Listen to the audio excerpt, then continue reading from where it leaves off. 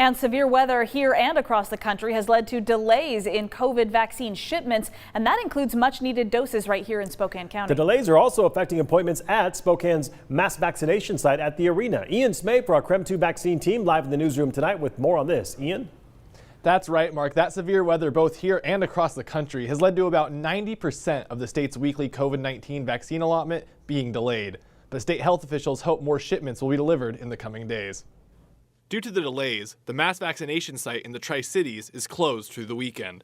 However, the clinic here at the Spokane Arena was still open, and local health officials said in a press conference earlier the vaccinations still happened today. All appointments that were originally scheduled for tomorrow or Saturday are now being rescheduled.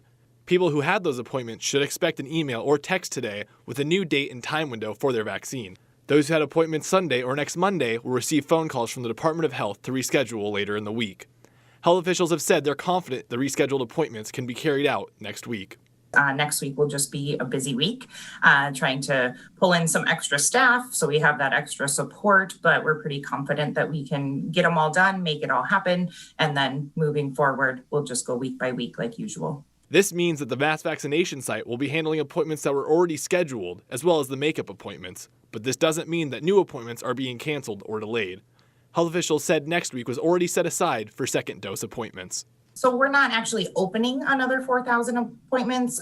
Next week was meant to be just second dose appointments. So those appointments will be happening next week. The plan was to only have those appointments next week, but now we're adding in all of the people from this week that need to be rescheduled.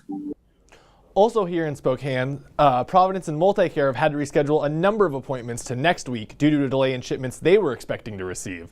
Local health officials have also said those calling to reschedule your appointment should only be asking for a date of birth to verify your identity. Whitney, Mark?